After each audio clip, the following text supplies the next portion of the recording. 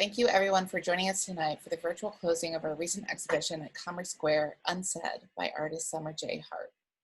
Summer J. Hart is an interdisciplinary artist from Maine, living in the Hudson Valley, New York. Her written and visual narratives are influenced by folklore, superstition, divination, and forgotten territories reclaimed by nature. Unsaid was a site-specific work that investigated obsessiveness and obsession, memory, identity, and longing. In Hart's work, she uses a blade to draw objects that are indicative of natural forms, such as leaves, feathers, barnacles, and seaweed. Sewing, layering, and adding light and sound allow the work to operate across 4 dimensions. For Unsaid, Hart recorded the sound of her blade slicing the paper. Hidden speakers broadcasted this delicate sound, like an insect carving through a leaf into a final installation. If you listen to the walls, you will hear the creation story of the world you are in.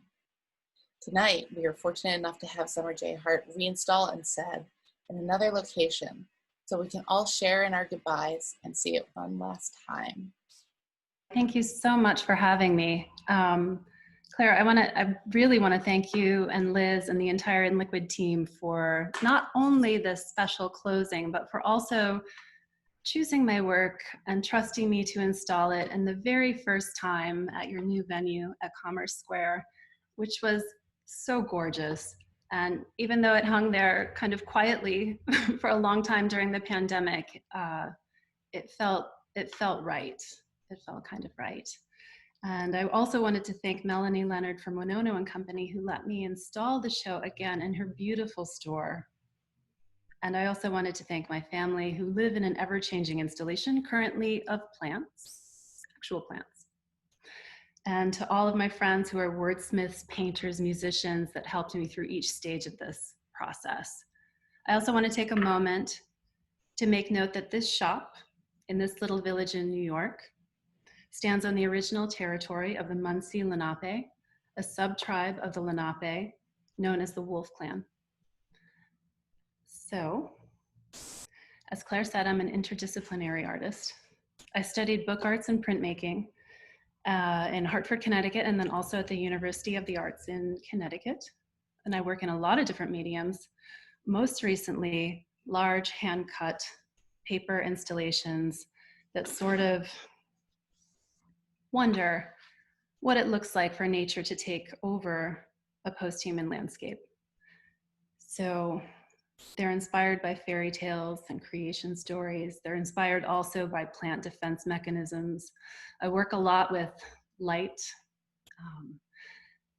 For Unsaid, I created 6 chandeliers, each one a glowing, sort of like a tree form. And you've got to wonder, why is it glowing? Is it an invitation to touch, or is it telling you don't touch?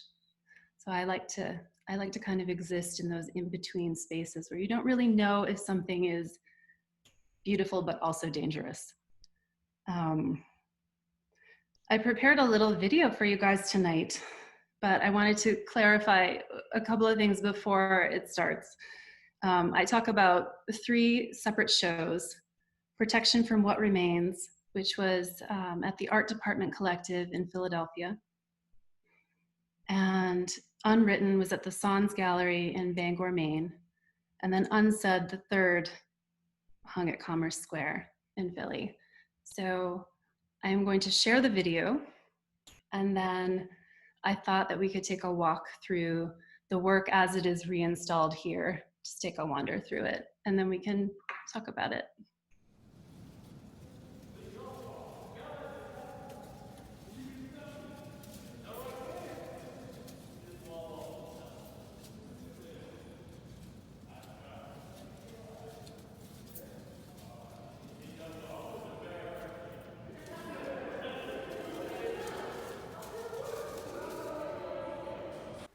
Unsaid is the 3rd in a series of 3 site-specific installations: Protection from What Remains, Unwritten, and Unsaid.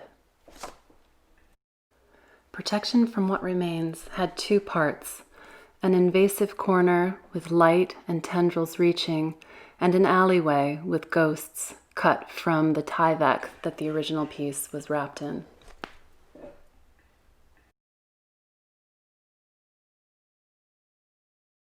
For Unwritten, I installed a large hand-cut paper chandelier, but I also installed a series of drawings on panels depicting natural forms such as milkweed pods, seaweed, and driftwood. These also incorporated text, pulling in my two disciplines of writing and also drawing.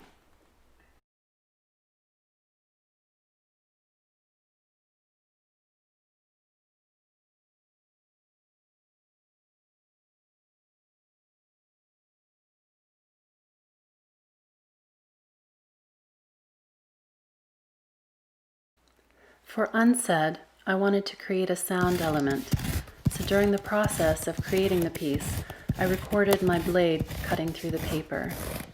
The sound at first is abrasive, but shifts to what to me sounds like a heartbeat or breath. Standing inside of Unsaid, you can hear the creation story of the space itself.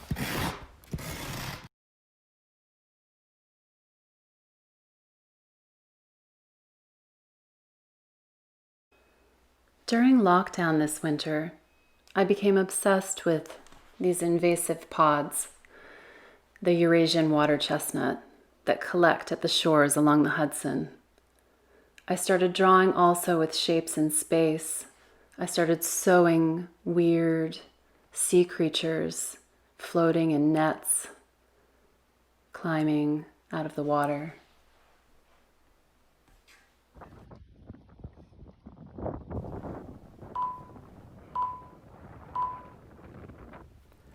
Last week, my sister and I made a pilgrimage to a couple of beloved places from our childhood and from where we are currently in our lives. I'd like to finish with a poem inspired by both of these places. It first showed up in Northern New England Review in the summer of 2019. 44 degrees, 41 feet, 0.3 inches north, 68 degrees, 36 feet, 20.3 inches west. Corn is a typewriter. Seeds are for spitting off the porch when no one is looking. Breakfast is cinnamon Pop-Tarts, but she only eats the corners. At night, we sneak out to the island, tie the canoe to a dead tree, and search for fallen stars. When the mosquitoes find us, we hide under an afghan scented like cedar and watch the sky through the stitches. Loons whoop and trill across the lake, a call and response so otherworldly it pulls up the hairs on our arms. I dare her to swim out to Sunfish Rock. I show her how, if I dip my little finger in, the fish try to eat it. She scrambles up the algae slick side, skinning a knee. I tell her bloodsuckers can smell through the water. She says she snuck a can of Bud in the shower. Rainwater collects in my tire swing. I turn circles, kicking off the trunk, spinning, kicking again. August is star season. We watch them arc and disappear. When the lake up north turned to stone and the camp had to be sold, our parents blamed their luck on the willows. When the water pooled instead all around our grandfather's heart, they were certain it was a curse. I sink my fingernails into the soft flesh under the birch bark, leaving crescent-shaped bruises all around the trunk. Purple clovers have the sweetest nectar. We chew pine needles until our breath smells like winter. After the funeral, they cut down both trees. No one came in June to line the drawers with lavender and pull the lilies from the shallows. No one unshuttered the windows or drove the mice from the cupboards. No one shook out the animals that gave birth in our bunks. When I see her again, we collect pebbles from a beach, ancient stones battered smooth by salt water and time. I find one with a stripe all the way around and make a wish. She tells me she found a bay full of lights, how when she swims there, her body splits them into new constellations. Stars don't fall, she says. They dive up from the sea. Thank you so much for watching that. And I would like to switch gears now and take a walk through the work itself. So please just give me a moment.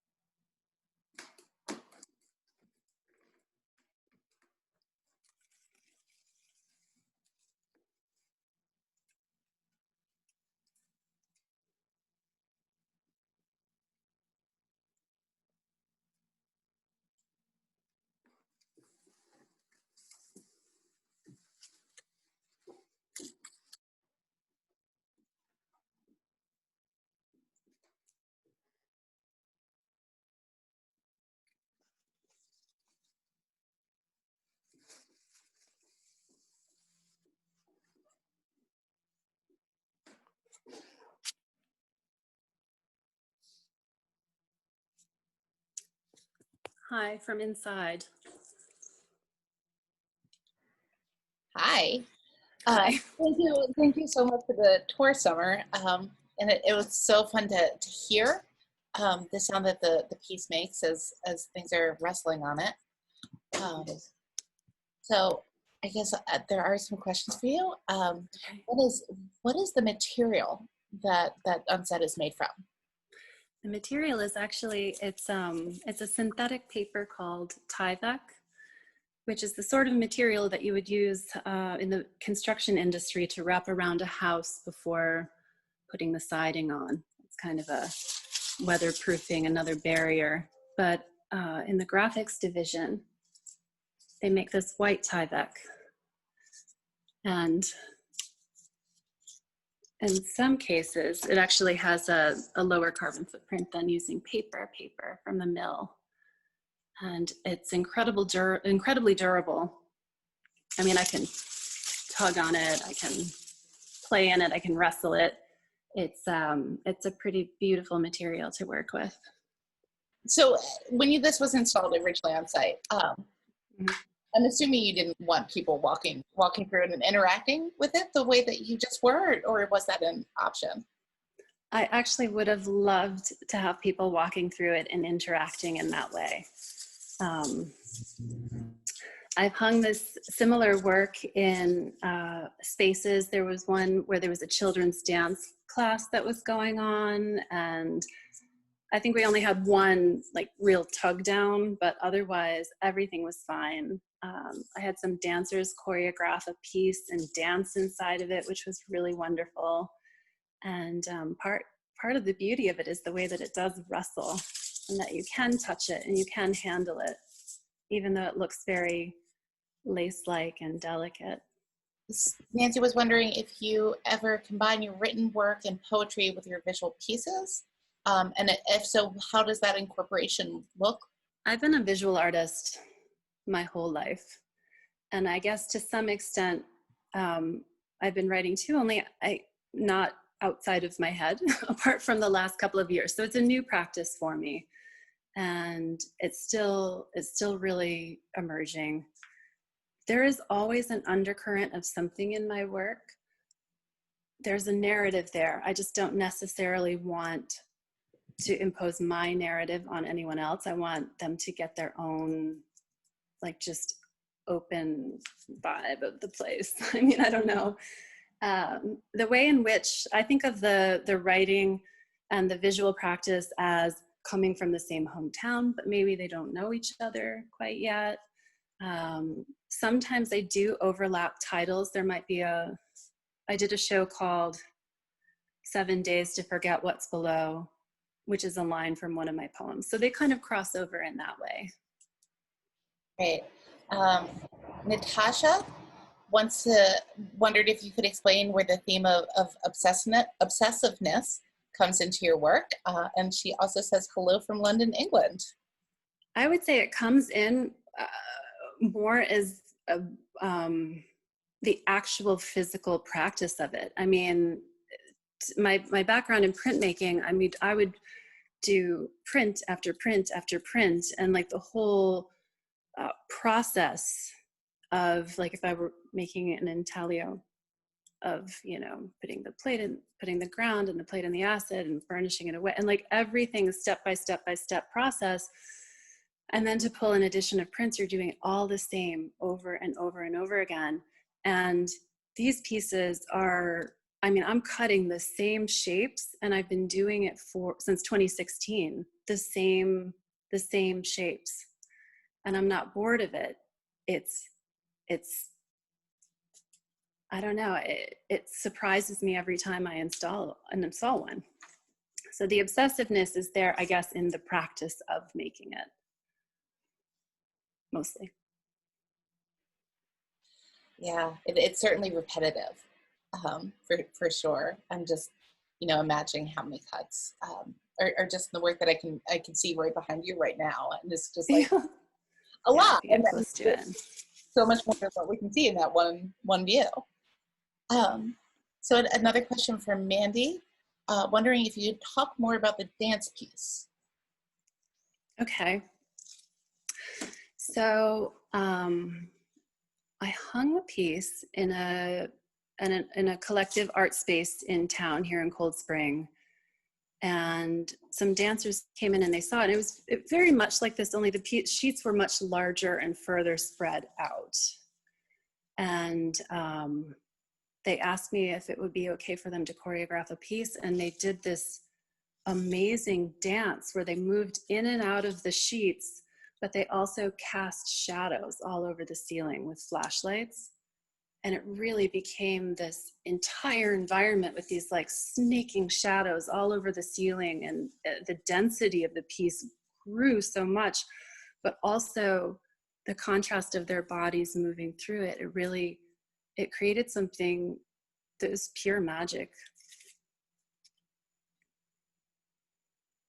And I only did it the one night. It was just for that piece. It was one time. We had a little crew of people sitting in chairs watching. I hope you got to record it, certainly. Yeah. A question from Julia, wondering, is there a theme to the process that inspires an idea for a project? So is there, you know, an ongoing theme of what inspires you and starts that process off? Yeah, I mean, I think that I'm always inspired by, I grew up in Maine, and so it's always ocean and pines. Like there's always a forest and a water element to anything I do. And so the shapes that I'm interested in are leaves and barnacles and feathers and these snaking vines. And then I think I was reading a lot of Jeff Vandermeer, so I really got into these like post-apocalyptic, like nature takeover, like it really is sort of, on one hand, it could be very dystopian. On the other hand, it could be a fairy tale forest. So I flip back and forth between those. It's, but it's repetitive and it's alluring, and these ones are very, very nature based.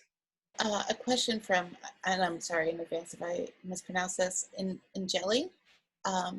They comment that your work feels a lot like environmental sculpture, but then they were wondering who inspires you to continue to create this laborious and obsessive work.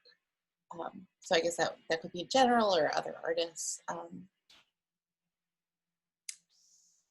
Who inspires? It's just me to do the obsessive, laborious work. I mean, I think I come about that naturally. We have a lot of detail-oriented members in my family. That's exactly what I was going to ask. So is that something that you see in your family? Yeah, like my mother is a visual artist, and my sister also is an incredible artist. She's a sculptor. My mom's a painter mostly, and we just put our head down and work. Summer, I don't know if you want to show us one more walkthrough. Shall we walk through? Okay, let me flip it off my face, and we can do that. I love the rest of the sound that it makes. We'll take a step. Let's take a step way back.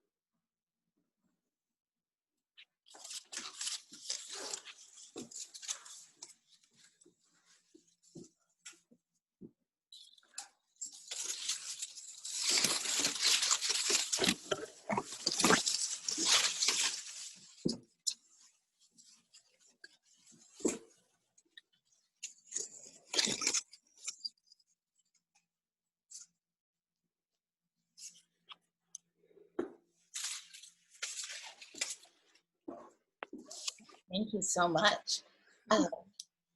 So Julia was wondering if there's a theme in the time of day or night that ideas usually come to. Do you get more ideas, after dinner or first thing in the morning? Well, while I was commuting, I used to do a lot of writing on the train, and a lot of ideas would come to me then. I would say now it's more whenever I take a walk or go for a run. That's like, if I'm out in nature, that's when the ideas will come, and I'll often like think of pieces and compose poems in my head while out on a run. Where we live in the Hudson Valley, there's a path on the Hudson that I walk it most every day, and when I was commuting, I would ride by it almost every day. And so you can really see the different seasons. Like there's a snapping turtle season, then there's a wineberry season, and then there's like the twisting vines season. So it's very inspiring, just moving through the world. If it comes to me at night, I'm in trouble because then I won't sleep. So I try to stick to runs. So Robert commented that it seems like that this work is something that might be living underwater and bringing us underwater, never quite reached land. I don't know if you have any thoughts about that, or the nautical aspects to your work. Sometimes I feel like it's very much like a kelp forest. There are times when it feels like seaweed stranded over the branches of driftwood, rotten wood, how it winds and winds and winds with the recessing of the tides. It's very much like that, what is draped over, what maybe comes up in the tide rack but doesn't get shifted back, or maybe what stays under.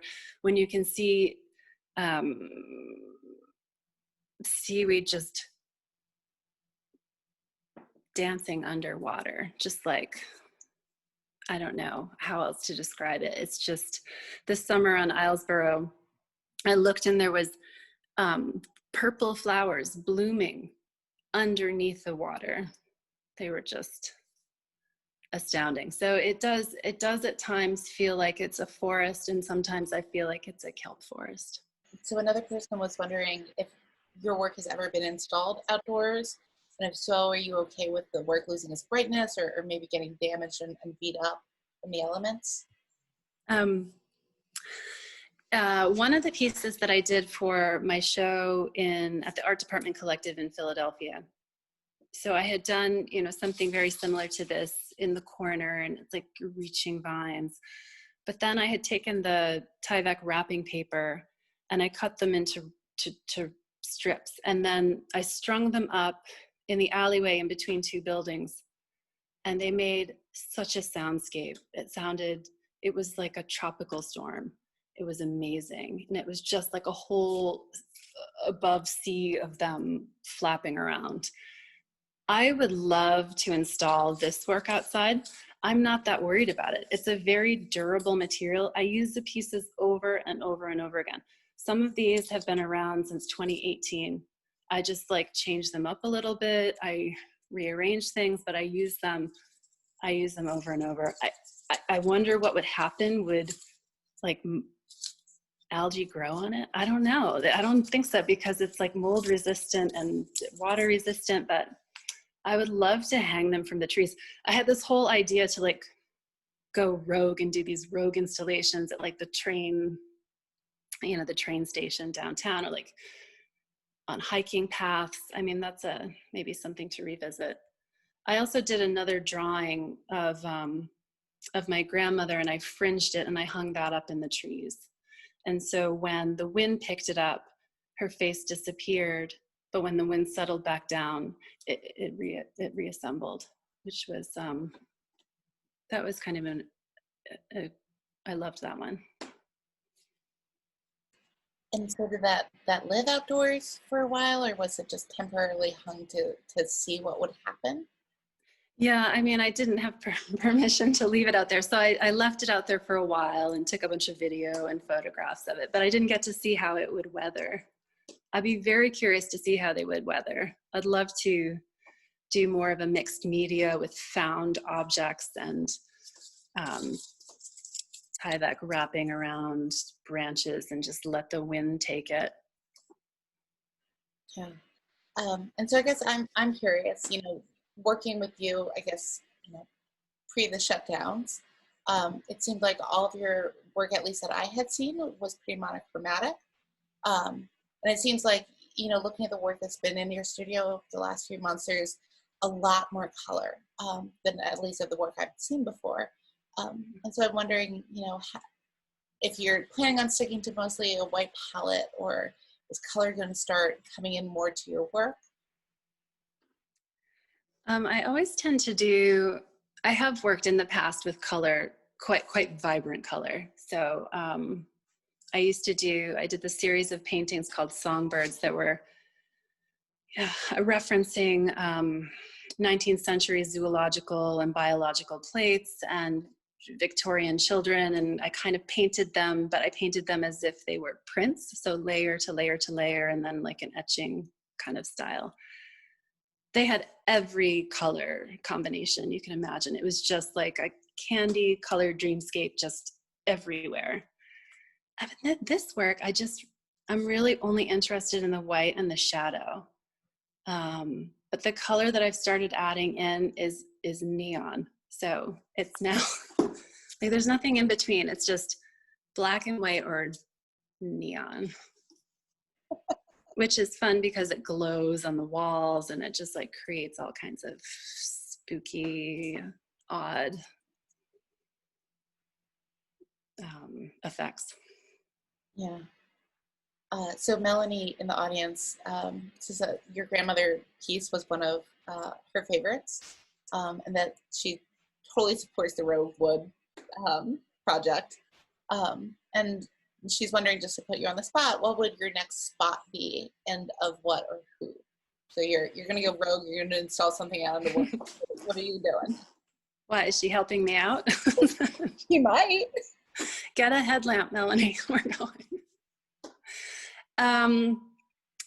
There are some spots around town that I would be very curious about sticking these with using magnets. So some steel structures. We have a lot of ruins around. We have a lot of bridges carved into rock. I think something like that. I think this is a great place to stop for the evening. Summer, thank you so much for reinstalling your work and telling us about it and walking us through it so we can all experience that feeling. Well, thank you. Thank you for tuning in and for having me. Thank you so much. Absolutely. So have a great night, everyone.